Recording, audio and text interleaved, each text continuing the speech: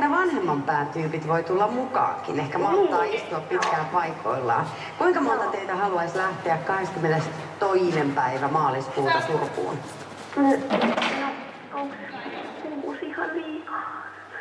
Ei kerrota kenellekään. Se on ihan ok. Lippua vastaan. Ja hei, hyvä, että Ulsu tuli sen verran hiljaa, että kuulit käden käänteestä. Niin. Joo, nimenomaan.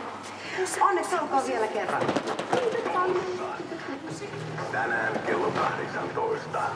Kuuntelijoiden Facebook-jukeboksi. Juuri nyt. Radio Aallon iltapäivä. Ellem Jokikunnas. Radio Aalto.